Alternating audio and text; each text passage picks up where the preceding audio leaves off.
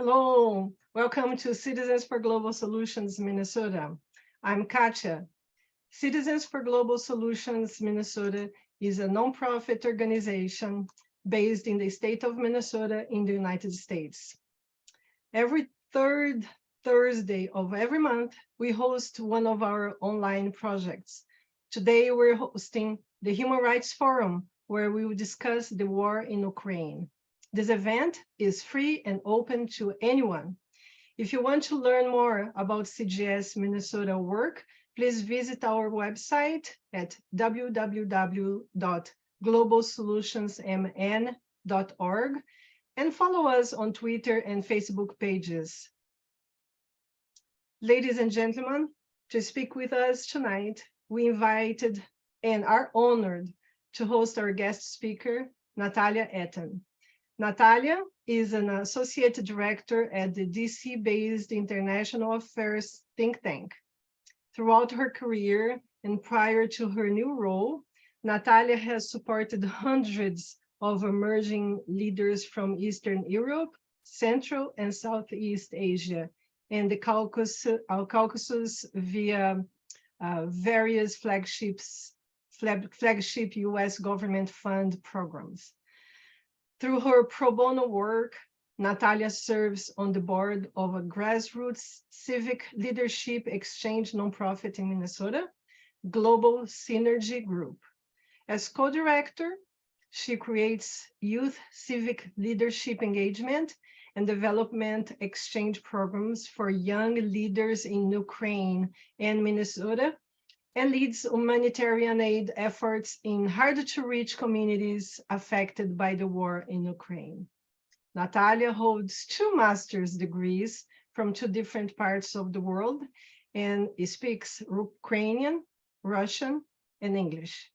She is committed to connecting people, ideas, and cultures, and providing civic leadership development opportunities for the brightest minds of the world.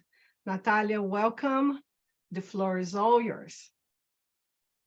Thank you, Katya, and thank you very much for a warm welcome and for this opportunity to meet with all of you and to talk about such an important topic. So it's a pleasure to be here. And again, I welcome a discussion. I know that some of you came here because you are eager to learn and you're eager to engage in a conversation. So feel free to invite you to have this as a dialogue rather than a lecture. You know, as I spoke about Ukraine for so many months now in so many venues and platforms, I noted that in the media and in everyday conversations at the grocery store or in some kind of public engagements, people tend to kind of understand and grasp of what's going on right now in Ukraine with Russia's invasion. But I also noted that there are at least 3 key things that somehow are left behind or left on the sidelines, something that the public, like popular media, is missing and the public is missing as well, especially here in the United States. So I wanted to kind of bring those points here in this community and talk about something that you might not read in the headlines of, you know, media channels here in the United States. And from that, we will stem the conversation, and I will probably share a few of my personal reflections and experiences as well. So if you're okay with that, hold your questions. We will get into the questions as well, because that's the beautiful part of human connections, where we get to learn from each other, debate, and, you know, engage in this dialogue. So 3 things that I wanted to note and start my presentation with. Number 1, and call it myth or disinformation or missing point, but number 1 missing point that I see in the current kind of discourse out here in the United States. And first one is that the war started on February 24, 2022. Well, that's not the case. All Ukrainians know that the war really started in 2014 for us, with Russia's illegal occupation of Crimea, and then escalated to military action in the eastern Ukraine, where Russia-backed separatists, so-called, started fighting. And we saw lots of presence of Russian military in the eastern part of Ukraine as well. Now, why in the main kind of discourse here in the Western media and in the United States, people mostly kind of forget about that fact and focusing on the brutal invasion or a full-scale invasion, as we call it, that started on February 24, 2022. Well, that's because the world kind of largely ignored the fact that in the 21st century, another country came in and illegally grabbed a whole piece of land, stuck their flag on the government buildings and just kind of got away with it. And if you think further, and again, this is a huge kind of above my pay grade in terms of looking into history and the intricacy of that. But if you look into the overall geopolitical scene within Russia's presence, this is not the first time Russia got away with something like this, and nobody stopped Russia, nobody did anything. The other very huge example that comes to mind is the escalation of conflict in Georgia in 2008, where again Russia sort of invaded, another independent sovereign state, and the world did nothing again. And if we kind of go further back in the timeline, we would see that Russia kind of had a lot of those attempts to come in and illegally grab a land or kind of provoke something or kind of like acted out like, a child that would not have any punishment for their action in a way. And this brings me to what we have right now. And that's why it's so important to keep on the forefront of our minds and on the forefront of the conversations that the war did not start in February 2022. It started in 2014, but because it started in 2014 and we kind of ignored it for the most part and did nothing, that's why we have thousands and thousands of people dying right now today in Ukraine. And potential of this conflict spilling over, as we know from the recent news coming in from Poland and other places as well. So this is just a misconception, or I guess like omitted point number one that I wanted to make, that it's very important to hold truth and hold truth to the history and the facts, just so we as humans do not repeat that. And if we see, a big guy trying to offend a small guy in a way. And of course, this is like minimization of me and trying to bring this kind of metaphor into display. But in any case, just wanted to acknowledge that when we see that something illegal is happening, we got to nip it in the bud before it becomes a full-scale invasion. And then we look at each other and think like, how did that happen? The war just started. No, it did not start just now. I do have personal connection to what happened because I happen to be from Crimea. This is where I was born. I was raised there. I spent my whole life there. I still have my whole family who lives there. And it's a very painful moment to lose your own home and your ability to go home in a blinking of an eye because another country just cannot satisfy their hunger for, a glorification of imperial hunger that they have. So misconception, or I guess like omitted piece number one. Omitted piece number two here. I keep hearing everywhere phrases that are kind of accepted in the United States, but really come off very hurtfully for most Ukrainians, or if not all Ukrainians. Phrases like Ukraine conflict or Ukraine war. So phrases like that are problematic because they imply that there's something wrong with Ukraine. Like Ukraine was a place that decided to have a conflict, or Ukraine is the point that the war is happening, or that we have shortage of food, food security is compromised, or any other things, like nuclear threat is happening, and somehow it's referring to Ukraine in the equation. But the construction of that phrase kind of shifts the blame onto Ukraine.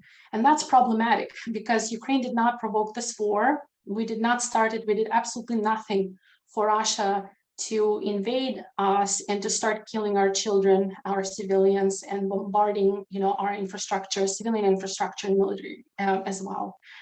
So I just wanted to kind of offer this another way of looking at the situation and thinking about the power of words. And I usually say Russia's war in Ukraine, just because, Russia needs to have its right place in this equation, in the sentence, and kind of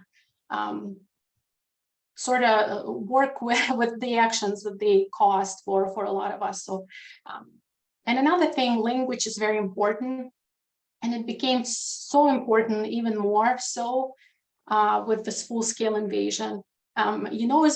Ukraine is a complex country with a complex history and a lot of shared history from our time being part of the USSR, along with Russia.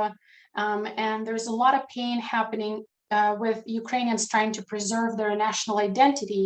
And as you know, national identity comes with language and preserving that language. Historically, Ukrainian language has been persecuted and forbidden to speak. Historically, it's been sort of difficult for Ukraine to find the footing and claim that Ukrainian language is the rightful language along like any other, and it is not a small language that kind of became as a part of Russian dialect, which I still sometimes embarrassingly hear from some people as they're trying to understand and comprehend. They're asking like, isn't that a dialect of Russian? No, it is not. It is an independent language that is, has some similarities in alphabet and whatnot, but it is a separate language. With Russian full-scale invasion, and even with the first invasion in 2014, a lot of Ukrainians by choice decided to shift from using Russian language in their everyday use to using Ukrainian language, exactly for the reason of preserving their national identity, embracing it, and teaching their children that there is a separate sovereign state that has its rich culture and language, beautiful songs, beautiful music, art, history, and we need to keep it, cherish it, and preserve it. And so right now there are like, anything Russian almost becomes toxic to people because of so much pain that people have endured over this time of Russia's full-scale invasion. So what I'm saying is sticking to using language, whether it's a phrasal construction or it's a specific of the language, is very important because it also correlates very tightly to how we preserve our own identity, our resilience, and even the reason for existence and the reason for fighting for something that is bigger than us. And that's became very, very important for Ukrainians. So, and that brings me to number 3. So number 3 misconception or missing point that I see in the populist kind of media or rhetoric out there, especially in the United States. And this kind of goes a bit deeper, and that misconception about brotherly nations. Now, I'm not sure if you heard that phrase or not, but within the post-Soviet geography, post-Soviet countries, there's a lot of this kind of conversations I used to hear and sometimes hear still, where people say, why are you fighting? Aren't you brotherly nations? Ukraine and Russia has been brothers and friends like for generations. Why are you fighting? What do you have to fight for? You are the same. And that's problematic because we are fundamentally, incomprehensibly not the same. We are our own nation, we have our own history. And in fact, if you go back into discovering Ukrainian history, Kievan Rus, that actually started that whole part of geography, came from Kiev, from Ukraine, where Moscow was still a forest. So this is to say that, everybody have their start and their end and their middle part, right? And no one nation should claim that they are superior over the other and try to erase the existence of one and reverse the history. But that's exactly what we've experienced throughout Ukrainian history with the Russian dominance during the USSR, trying to eradicate anything that is not Russian, eradicate the small nations.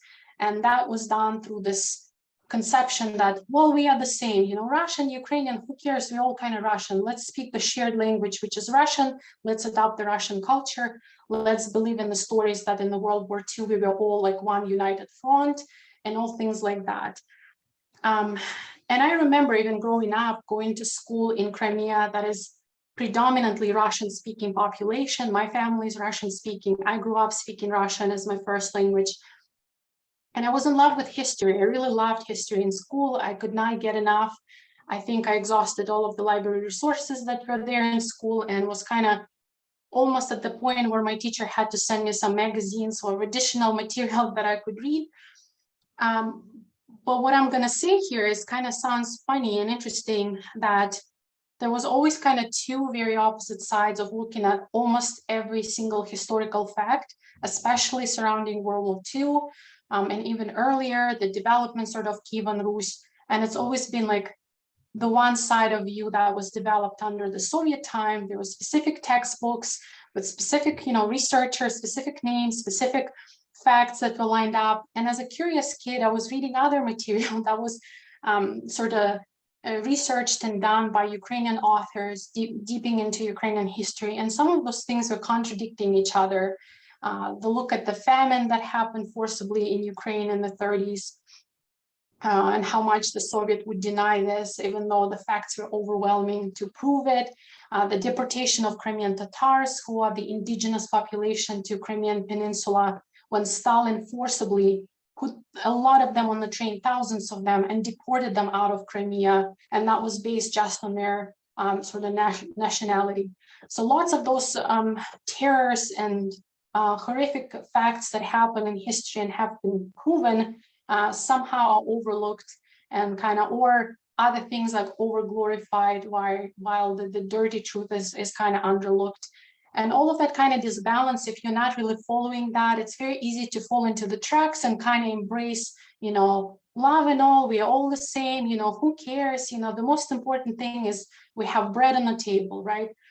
And I would say it's great when we can live in peace, it's wonderful, but it also needs to be acknowledged that the peace comes from the even footing where we equally respect each other and embrace the fact that we have our own languages, we have our traditions, we have our values. Let's celebrate it together, but not try to mold one into the other or steal one from the other or twist the truth from one to the other.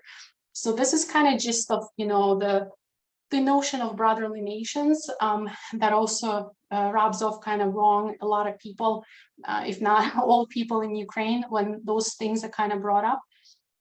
And I'm being very frank with you. I know that those things are, and I come off probably strong on this, but that's because I am Ukrainian, and this is what is happening right now in my country is beyond devastating, and it's affected every single one of us who live there or who live away from Ukraine.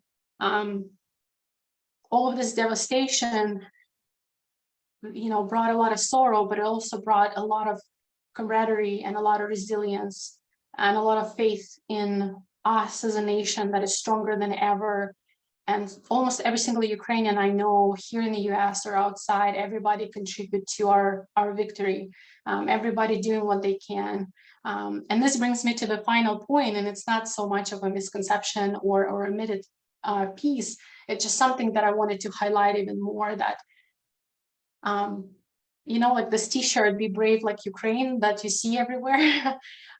So it brings the sense of pride that we are finally catching this moment. We are proudly could say, I'm not a second-hand nation, I'm not a small brother of anybody else.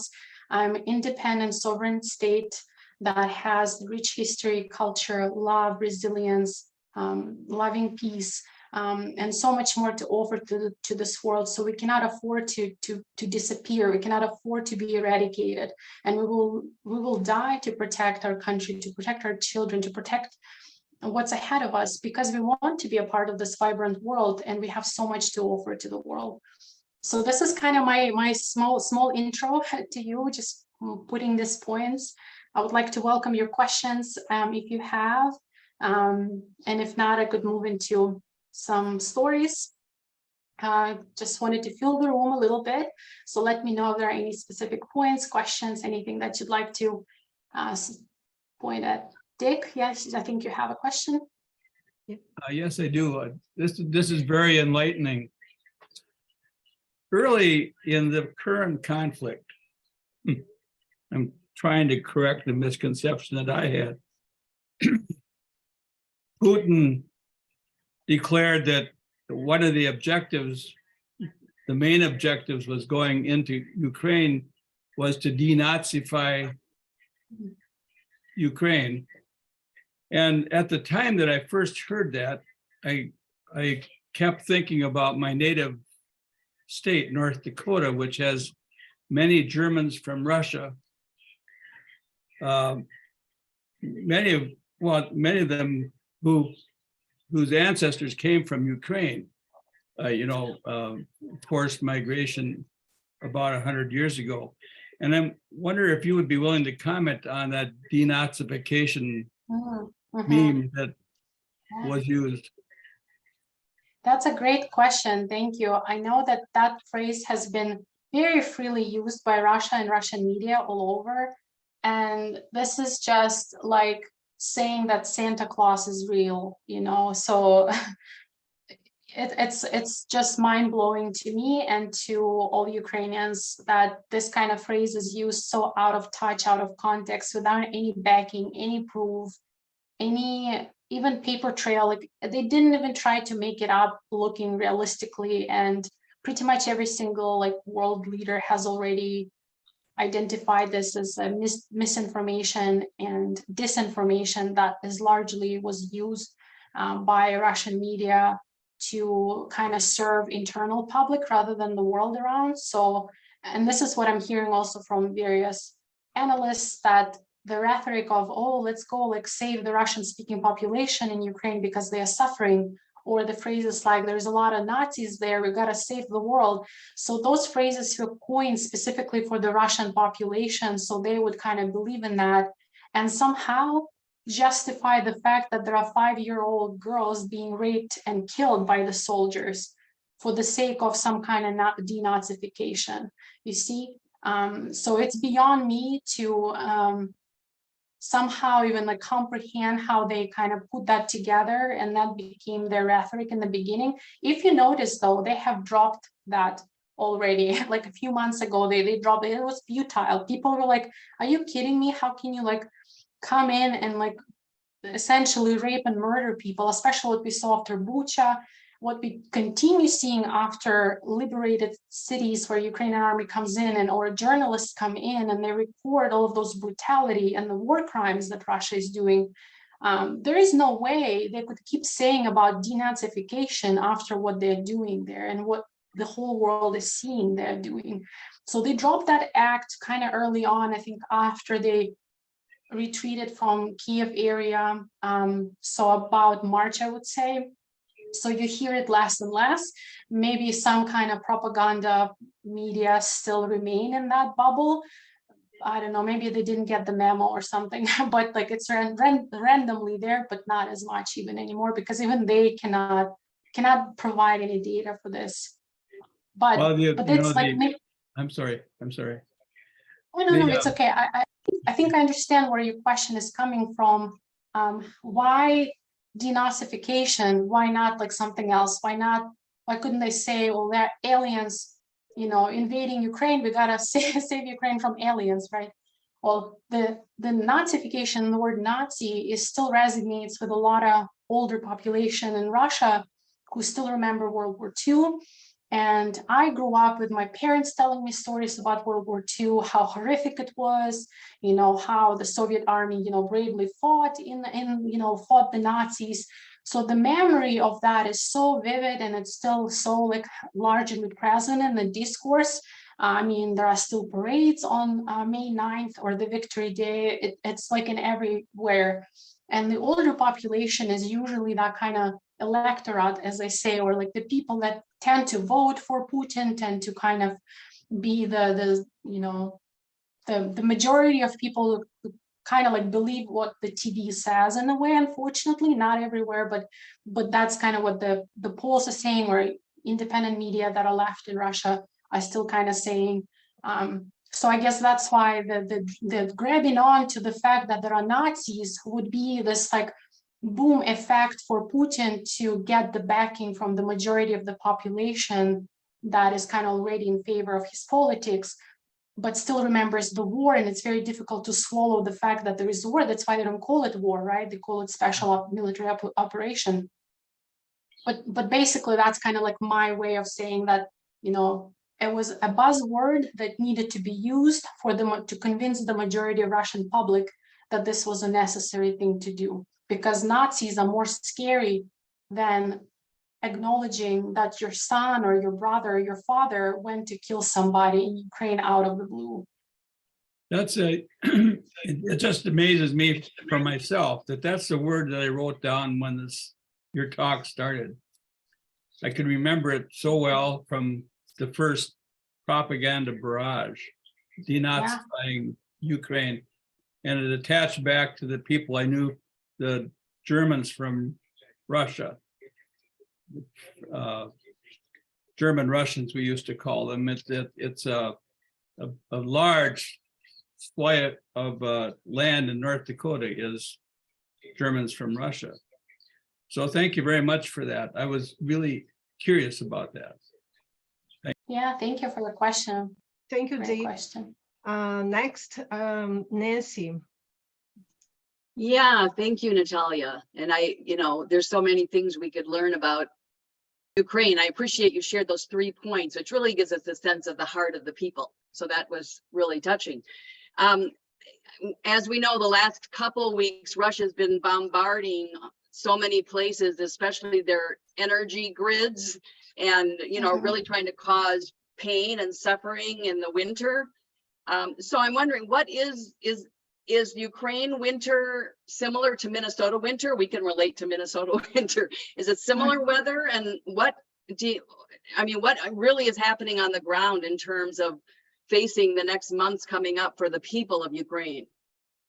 Yeah, that's a great question too. So to compare winters, it's not as harsh as it is in Minnesota, although in the northern part of the country it does get very, very cold. So you probably cannot survive just being outside or for like the whole night. You cannot sleep on the street the whole night in the winter months up north. In the south, it tends to be just slightly mild, but not too drastically different. So it's not like Minnesota and Washington, D.C., it's a drastic temperature here in the U.S., not so much in Ukraine. It kind of tend to be more or less the same, with just the caveat that in the south, closer to the sea, it might be slightly more mild. So right now, the situation is very difficult. People are without electricity, and it's hard to predict, when the electricity goes out. So people try to do whatever they can. And I see my friends, on social media, there's a lot of resiliency and kind of like memes coming out of Ukrainians are so they amaze me how in the face of such horrific things, they still find the time to joke about it, or find the way to find humor in the situation, or brace themselves somehow and support each other. And so this is what I'm kind of observing from my close friends and colleagues in Ukraine, that they're nobody's complaining. Everybody seems to be yes, it sucks, we don't have electricity, but they also shift their priorities, and they're accustomed to shifting their priorities so much over the course of past 8+ months of this full-scale invasion, when they understand why this is happening, what is it for. And so people try to acclimate as much as they can. My friends are posting advice to each other, what kind of flashlights to buy, what kind of warm blankets to buy, what kind of things to do to prepare, the candles that they're using. So people are preparing as much as they can, and supporting each other, and sharing, news advice, where to get things, how to prepare. So it's going to be very difficult. And some people who have some generators, they might be a bit lucky. Some people who live in big apartment complexes, they have much harder time, just because they don't have sources of heating. If it's a centralized heating system, they're not able to heat their homes. On top of it, there are still sirens going off, and there's still air raids coming. So people still kind of need to not only keep warm, but also keep safe, and also go into the hiding whenever the sirens go off as well. In some major cities, as we see, there's still the rockets are still flying in. So it's very difficult. There is no permanent solution as of now, from what I know, from what I understand. Although Ukrainian government is trying their best to figure out how to switch grids as much as they can, and preserve whatever the stations still running as much as possible, and protect them as well, knowing that Russia specifically targets those power grids specifically to murder as many civilians as they can, just to kind of spread that fear. so Ukraine would, feel defeated, or there's kind of internal discourse that turns against Ukrainian government. But none of that so far. We are observing Ukrainian people do understand that it is not the Ukrainian government to blame, not the specific grid to blame. It is Russia to blame, essentially. Thank you, Nancy. Next is Jim, and then Vigil. Jim, please. Yes, good evening, and thank you for your excellent presentation. We have a very vibrant Ukrainian center here in Minnesota, and at least two organizations that I'm familiar with that are helping Ukrainian refugees who are staying temporarily in Minnesota, with hopes returning to Ukraine. My question to you, and I'm supporting these organizations. One of them is Alight, the other one's the International Institute in Minnesota. And I want to ask you, I know our government is doing much, but I feel want to have a personal involvement with the plight of the Ukrainians. So I'm trying to help refugees in Minnesota. Could you think of anything else we could do here to help the people of Ukraine? That is so kind of you, and this is absolutely heartwarming to hear. I know that Ukraine has been on many people's radar for a while, and I could sense that people get tired over time to hear about the war in Ukraine. And so it's very special to hear that you're still invested in thinking about what else can we do. Maybe not enough is done. And this is not to say that other people in the world do not deserve the attention. They certainly do. There are other places as well. Ukraine right now, and I'm Ukrainian, so I'm very much biased. Biden, not recently, a few months ago, signed a special sort of document or a program that came into effect called Uniting for Ukraine. And so it's a program that allows Ukrainians who are fleeing their homes temporarily to be relocated in the United States through a sponsorship by somebody who lives in the United States. And it's a beautiful program. I know a lot of Ukrainians exactly came to Minnesota through this program, Uniting for Ukraine. And it's a temporary refuge for Ukrainians to be in the United States for a while. So there is also Ukrainian American Community Center that does amazing work right now. There are fantastic people. I think this is one of the organizations you mentioned, but I would definitely say Ukrainian American Community Center, they're very well connected. And I think just right now they announced a position of a full-time manager who actually, she's Ukrainian and she just arrived a few months ago. And her role would be to assist Ukrainian refugees. I don't like to say a word refugee because usually they are just temporarily displaced people who want to go back home. So I kind of don't like to casually use it, although some people are refugees and actually coming to be here as refugees. But just to be clear, the program is not a refugee program. That's why Ukrainians are not qualified for most of their, some of the refugee help that typical refugees get. So that's why it's so important for them to rely on support from local communities like you, who might provide some assistance. But back to my point, Ukrainian American Community Center is focusing now on support to Ukrainian newcomers through the Uniting for Ukraine program or otherwise. And so it looks like they will be developing more resources, and they do have a website as well. They are connected with 2 Ukrainian churches in Minnesota as well. And I know that those churches also do some donation drives. They do some clothing or some support to Ukrainian army and other initiatives that are happening all the time. And also through organization that I volunteer for, Global Synergy Group. We also do a few projects. Some of the things are kind of put to stop, but some of the things keep evolving and working. This summer, we hosted a group of Ukrainian students, high school students that we brought from Ukraine to Minnesota for 5 weeks of leadership engagement program. And that was an incredible experience for them that it was a joy to have them there and to have that interaction and have this beautiful community come together to support those kids. And they are back in Ukraine right now. They're excited, energized, encouraged by all the kindness that they saw in Minnesota. from community members supporting their journey and now like giving back to their communities in Ukraine.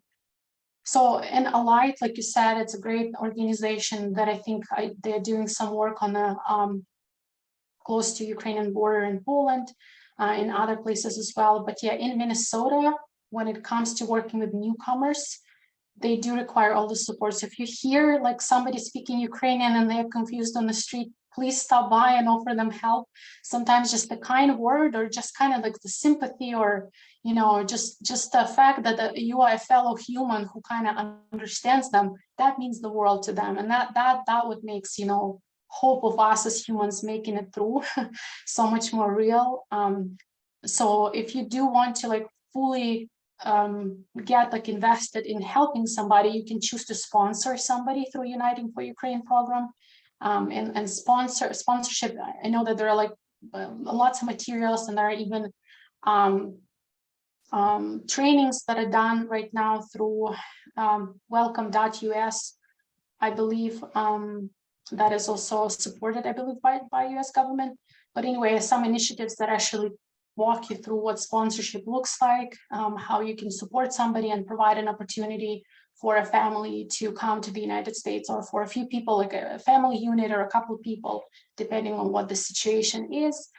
Yeah, and connecting them with the Ukrainian community, it's growing. There's lots going on, and I'm just happy to see that some people who were a newcomer just a couple months ago now become a manager, you know, who runs support for newcomers and refugees, as you know, as a new role. So this is like a very long-winded answer, but there's no simple, unfortunately. And thank you, Fadia, for putting all of the links in the chat right now. So if you're interested, there are some really good websites for you to take a look at.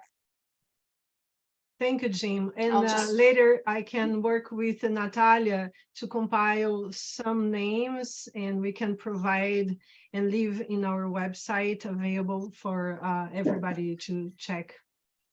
Thank you, Jim. Virgil? Yes, first of all, a comment. I was fortunate to be part of Minnesota Alliance of Peacemakers, who met with your group of young Ukrainian, Fantastic. and we had a wonderful time, wonderful conversation, and I was very impressed with their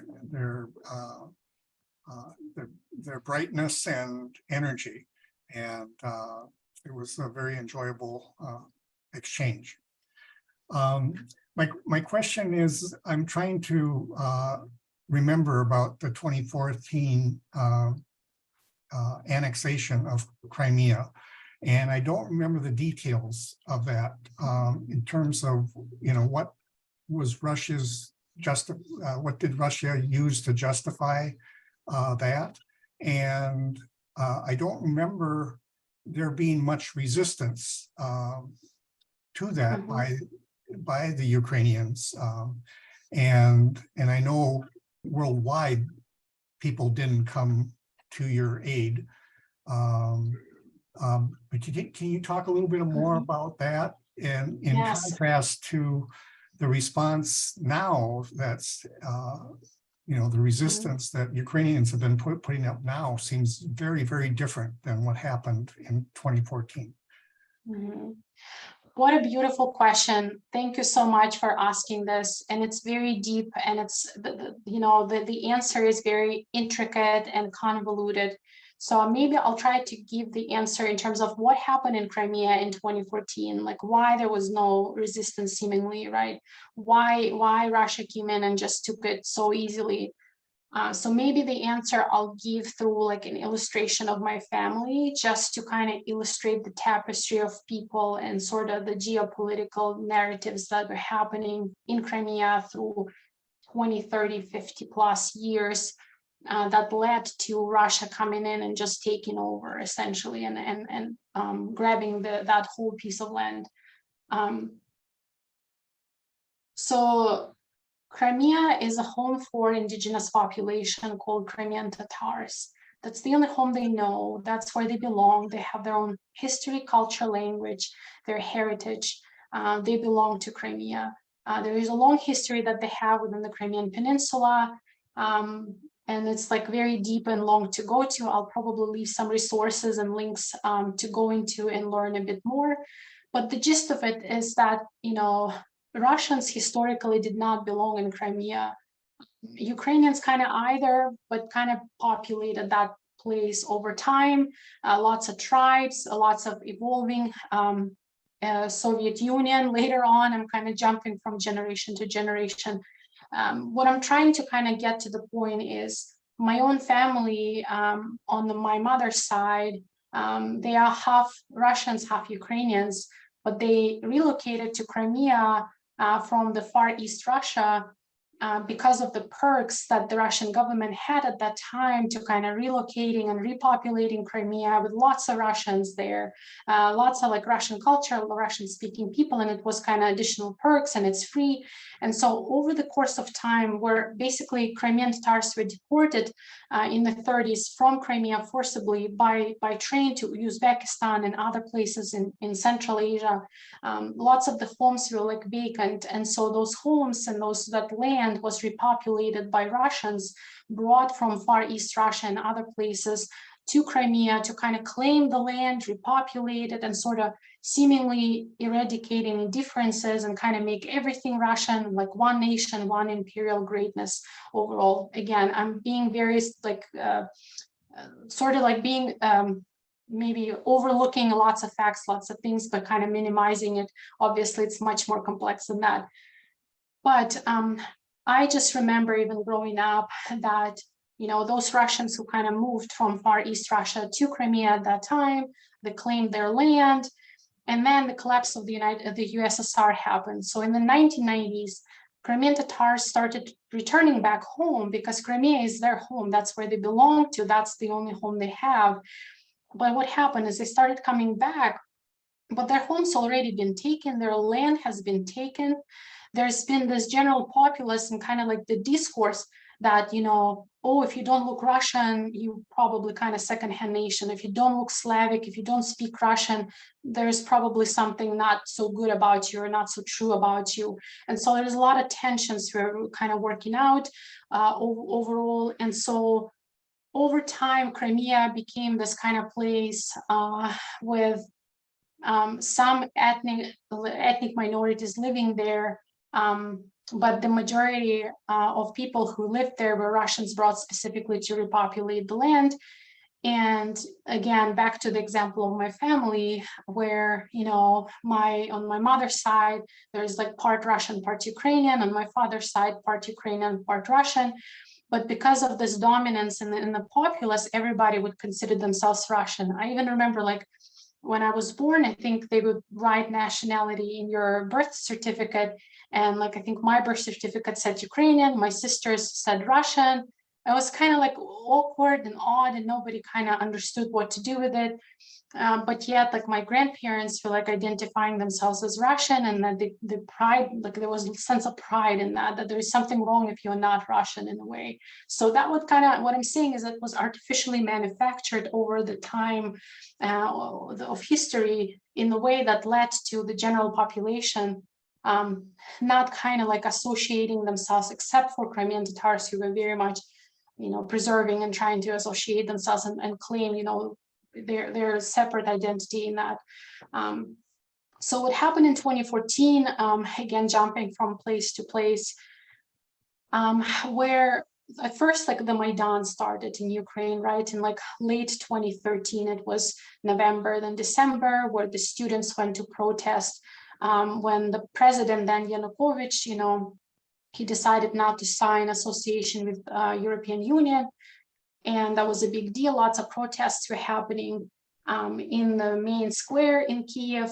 And then the Russian rhetoric was, well, don't you want to protect Crimea? Like, we need to send military to Crimea because Crimea is, you know, Russian people are gonna suffer, you know, you don't want to, you know, do you see what's happening in Kiev right now? You don't want that to happen in Crimea. So we will come and protect you. We will rescue you because, like, you know, you're a small brother that, you know, is in trouble. So of course, as a big brother, we're going to come in and save you and support you. And so that was kind of rhetoric that was carefully planted and was so conveniently accepted by people like my grandparents, who's been always identifying as Russian and always sensed that anything beyond or above Russian is not right. It's kind of secondhand kind of thing. And that was the TV.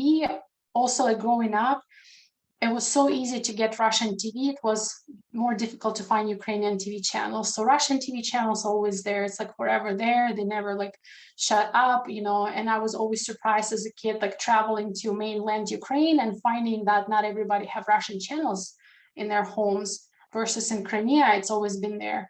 Now in Sevastopol, which is the port city, we have a Russian fleet there that historically somehow, for God only knows reason and kind of corruption and deals, has been located there for, you know, decades, which is completely against any kind of security measures of any independent state, having that fleet of another country just kind of sitting and occupying kind of the territory on some kind of fake trade or whatever it was.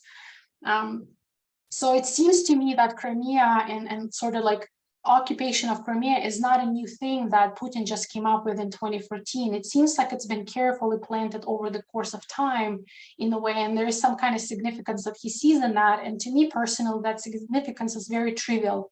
It's not like let's protect the Russian-speaking people because they're suffering. It's not like denazification. It's not like aliens taking over. It's just access to Black Sea. It's very plain and simple, like access to, you know, main trade ports and things like that. So and very much easy access to kind of keep threatening the other neighbors that are located conveniently around the Black Sea basin overall, with the military power that Russia could flex, you know, anytime they need something from somebody. That's kind of like my take. And again, this is like my personal views and sort of my estimation of the situation. And that's why it explains that there was like the resistance was there. It was just not as loud, and it was not. It was crushed with numbers. There was too many, you know, military men, and it was new. Right now, we know what it is to fight in a war. So at that point, right now, nobody could comprehend that somebody could kill another, you know, person, or somebody with a gun could come and like kill civilian. So it was a novelty, and people even who try to resist. And there are still so many Crimean Tatars who are in Russian prisons, a lot of them who disappeared. There are a lot of Ukrainian activists from Crimea who also disappeared, and we assume they were, you know, they died. There's a lot of people who are being persecuted. So it's not very easy to speak up. And for a long time, I wouldn't even publicly give any statements or speeches for the fear of my family being targeted at some point by just the mere association with me. And even going there back in 2019, last time I visited there, I was searched, I was questioned, you know, just the fact that, you know, I have some kind of US association. So there's a lot of fear that they put onto people, a lot, and in the confusion and all of it, it was not as easy to resist, with the main populace being sort of brainwashed to the degree that, you know, Russia is the best. Hopefully that makes sense, but I will definitely leave some links and some resources to dive into the topic a bit more, but that was a beautiful question. Thank you. No, thank you. That sheds a lot more light on that situation. Just a follow-up question is, given now, if there was an election question of, do you want to be part of Russia or do you want to be a part of Ukraine? What do you think the percentages would be right now? It's hard to say. So even when that fake referendum happened, when Russia took over Crimea, they also put a fake referendum. Even in that referendum, no matter how, like, it's illegal, obviously, that's a whole secondary question. The thing is, even in the ballot, there wasn't a question, do you want to be with Ukraine? Like, there wasn't even a question. It was like, do you want to be with Russia or do you want to be without Russia, kind of thing.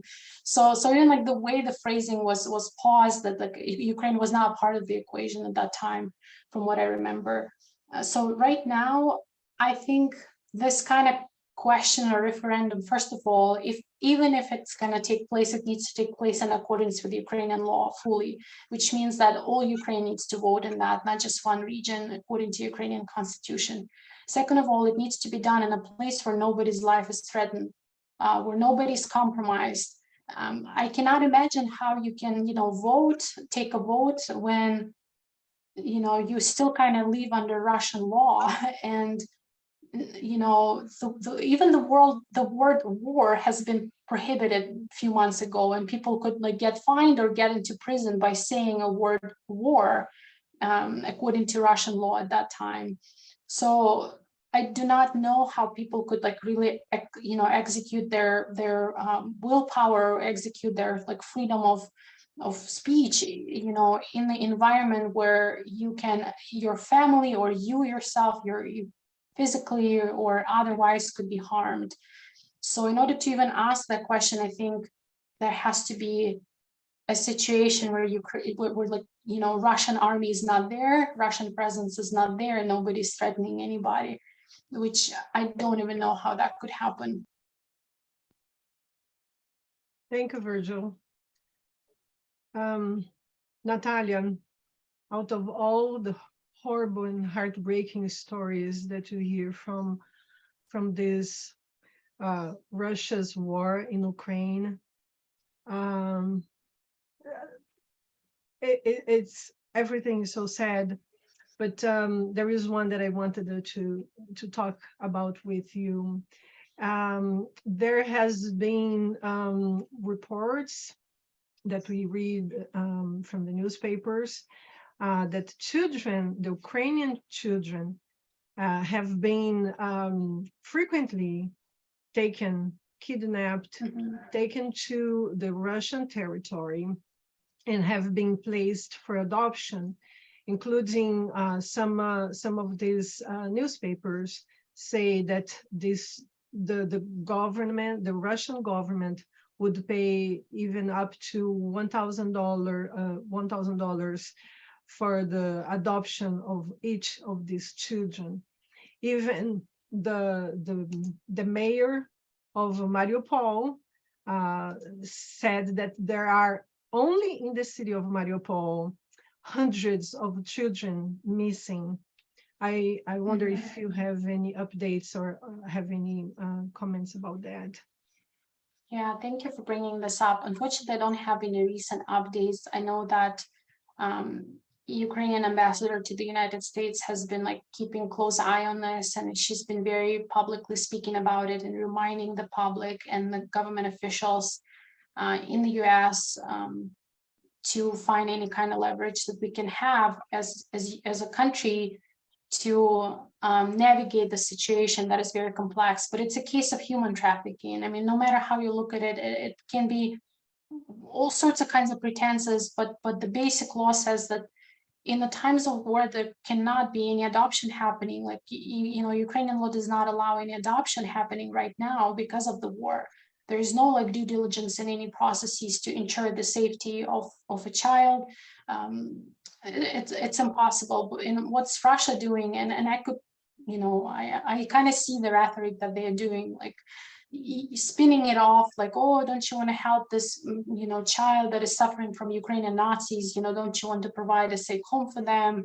And all of this kind of twisted, almost like when you read George Orwell, 1984, it's like it kind of plays right in front of your eyes. Like you take the fact, you twist it enough, you add a bit, of a ketchup sauce on it, and all of a sudden it kind of sounds differently.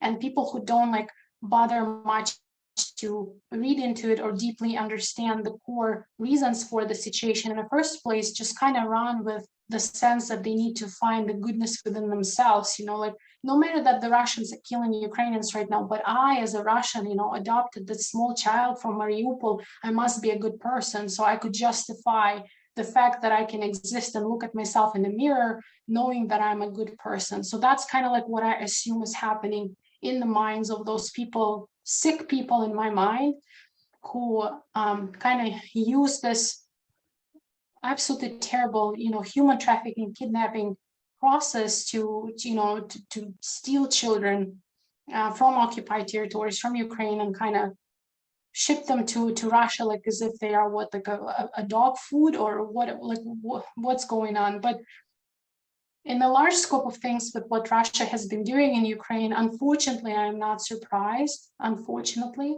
maybe like if you would tell me something like this back in 2019 or in 2020, I would probably like doubt, oh no, how could this be? You know, aren't we all civilized countries in the world? Like, you know, can't we just agree that, you know, children is something holy and special that we all must protect no matter where those children come from? But I don't think there's anything holy for Russia left anymore, no matter how they try to spin it or justify it.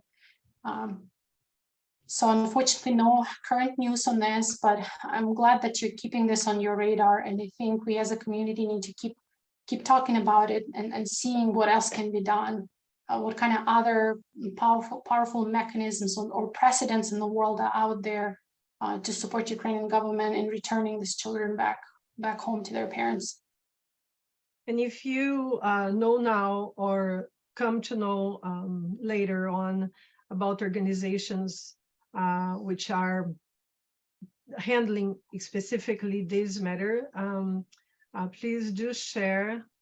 We at Citizens for Global Solutions Minnesota would like to extend our support and at least to list their names in our website and make sure that it's accessible, because many people sometimes contact us just asking for recommendations of actions or recommendation of organizations that are trustful and that they can receive help that will reach the intended beneficiaries. Thank you. Yes.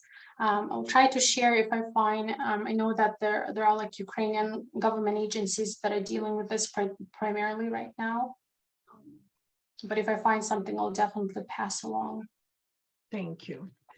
Do we have any other questions from the audience?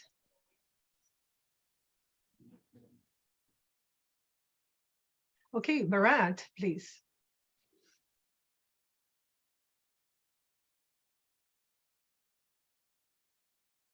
Bharat, I think you're muted.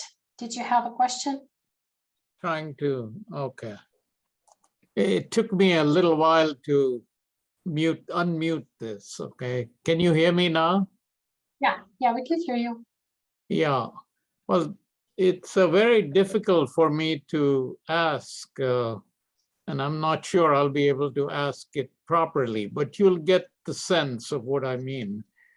I'm basically a pacifist. I'm kind of born in the Gandhian mode. But when I see the cruelty and the total savagery that Russia has, forced upon Ukraine and Ukrainians, a little sympathy that I had of the sort of original perspective as far as so-called agreement between the Soviet, old Soviet and the West, when they were trying to keep some kind of a border between the, a sort of a non-NATO border to shield any kind of a worry that Russia might have. So a lot of people have justified that, the West broke that promise. And so to some way, Putin made a big case about Russia is threatened. And so Russia has to protect itself and kind of give those justification before that Nazification started. That was way out of line. But anyway, so there has been, in the beginning, some kind of a, not necessarily an agreement, but some kind of an understanding of why Russia is doing it. But now what Russia has been doing has been so brutal, and especially now with all these strikes and destruction. If it was really like Russia, you wouldn't be destroying yourself. If they think it is Russia that they are trying to get, they're destroying it completely, and killing people and so on. And you wouldn't do that if it was your own. Okay, so right there is the kind of. So I feel that not only is it victimize all of Ukraine, but it has affected the whole world, with the food shortages and the problems that have occurred all over because of this war. Much as I have pacifist tendencies and I'd like to see end to wars, I'm just wondering, maybe isn't there a case for the world to help Ukraine? I mean, we help them with weapons and so on, but that's just a slow death of Ukraine. I mean, your constant barrages. So has there been a kind of a conscientious move on the part of Ukraine and its supporters to say, look, world, come and fight with us?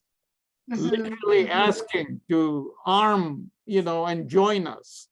This is the only way we're going to get this monster, out of and we have to subdue it. Exactly. And so I'm just wondering, if there has been any articulation, any kind of case being made, because I rarely see that. I've talked to our congressional representative a few weeks ago about this, and she said, well, it'll be very difficult for US to talk about sending, So I just want to know, with if there is a kind of a Wow, that's a great, like, so much unpack in the question. I agree with you. I think it's immensely difficult for other countries to commit to sending troops on the ground. And in fact, Ukraine is not asking for that. All we're asking is for specific kind of weapons that we need. Listen, we reclaimed back 54% of our territories that Russia occupied since the full-scale invasion in February. 54% we took back from what Russia claimed to be second army in the world. Yeah, I'm laughing at this right now. Like, Ukraine took back, and some of those Russian troops that gloriously claimed as a second army in the world, they were running for their lives from the Kharkiv territory. And now, as we see in Kherson, which is the major regional center that Russia was successful at taking and now completely lost control of, and Ukrainian army took back. So we showed that we are able to fight, and our army is so strong. And General Zaluzhny is an exemplary general that will be probably portrayed in the history books for generations to learn from, how to fight with, like, such little leverage and smaller, human power in comparison to the might that Russia brought in terms of numbers. What we don't have is enough weapons to stand up to Russia, and it's all we need. This is all, Ukrainian officials has been saying, the analysts, even from the Western countries in the United States, all of the war analysts has been saying, all Ukraine needs is more weapons, and specific type of weapons that would be game-changing weapons in Ukraine. But I understand that the world is so afraid to escalate, which I frankly do not understand. Like, how much more escalation do we need? Putin is not going to do any nuclear bombing, in my honest opinion. He's just keep, playing it out in front of everybody just for the sake of dragging his feet, dragging time, killing more people, sending more newly mobilized Russians to kind of fulfill the gaps that he was already has in all fronts, quite honestly. I don't think nuclear war is going to happen, but I think that is still a threat that is serious enough for NATO and allies to kind of assess and not get involved too much. So and listen, they are not able to send us the weapons we are asking in Ukraine. So how much more is that impossible for them to actually send troops on the ground? So much more impossible.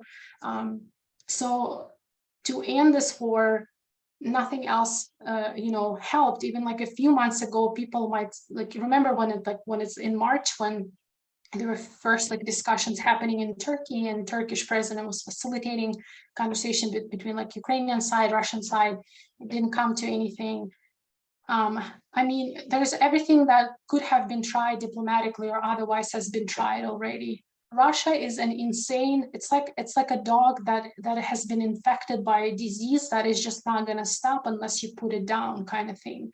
Again, sorry for this kind of gruesome kind of metaphor, but that's how I see, like, it's not, you cannot, you know, sort of try to reason or try to reason or try to like bring any common sense in that kind of dynamic with Russia at this point, because there's no reason, there's no like logic, there is nothing. It's just a sick imagination of one person and probably a few more who cannot stop until they either die themselves or they kill as many people.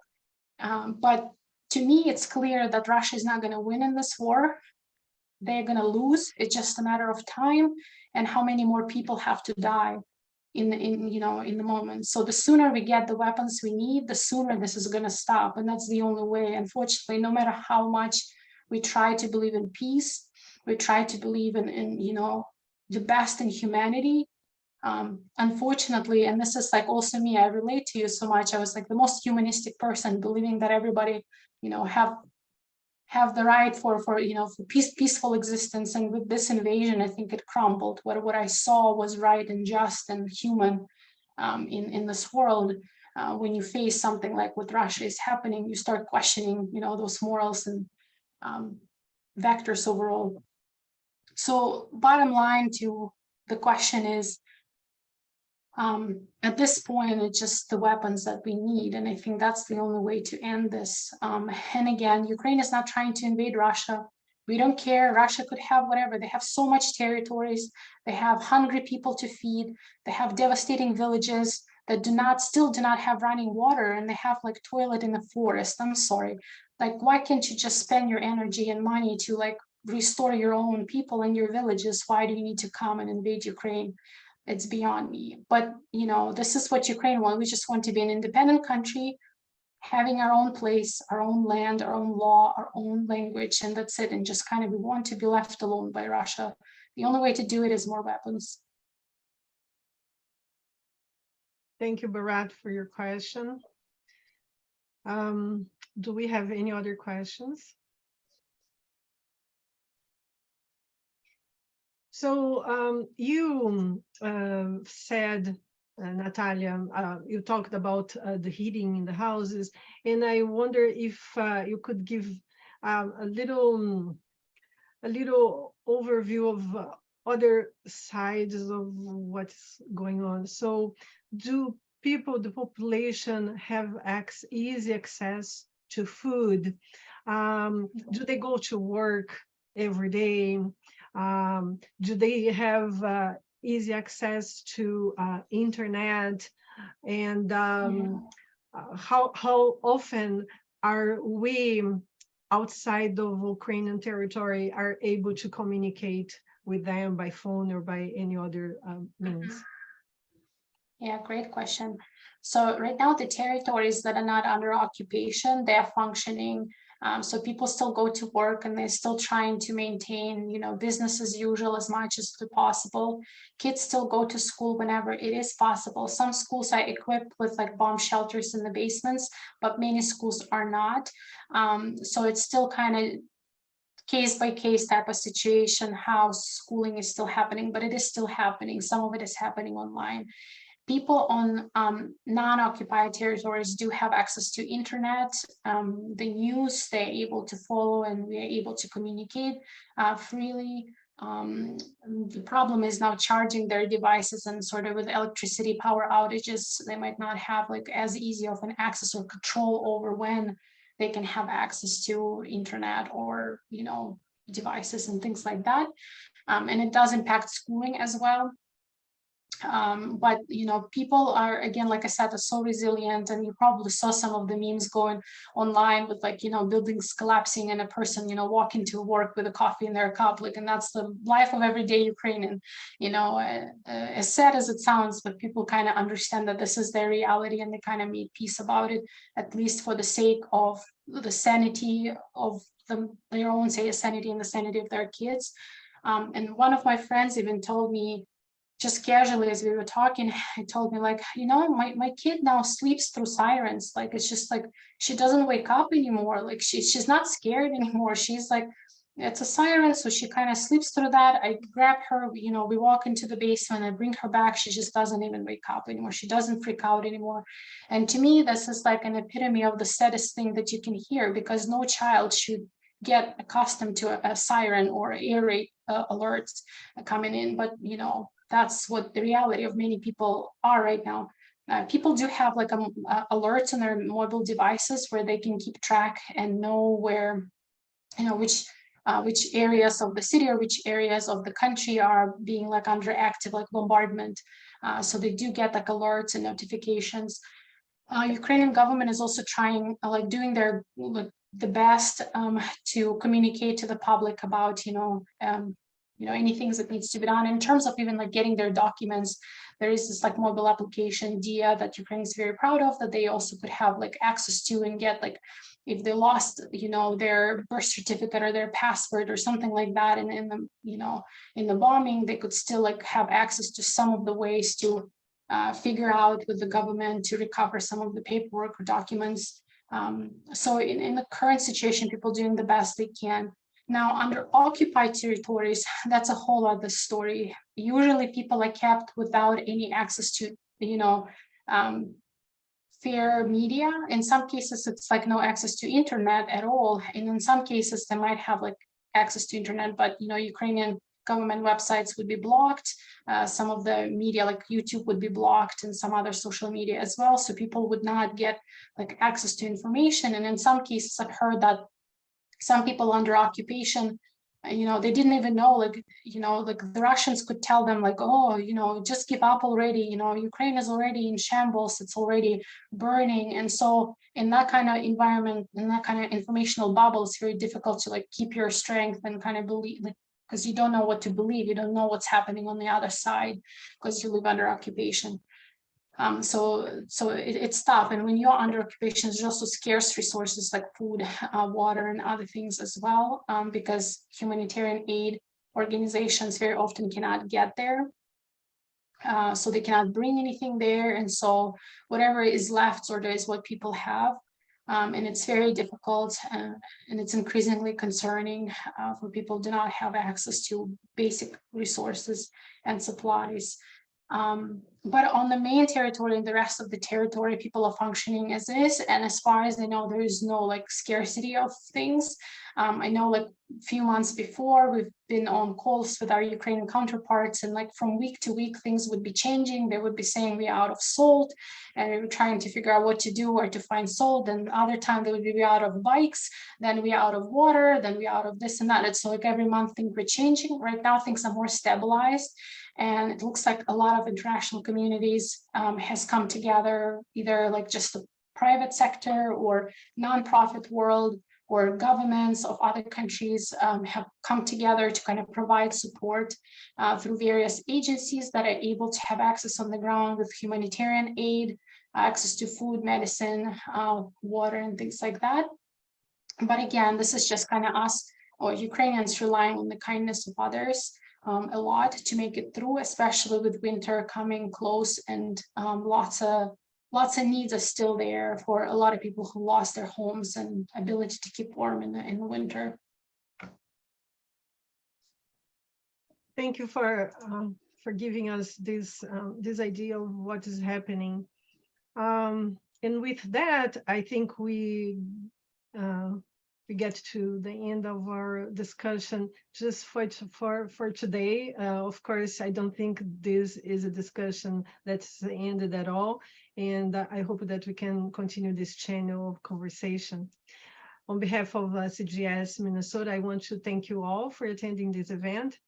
If you want to watch again, the recording of this discussion can be found on our website and on our YouTube channel.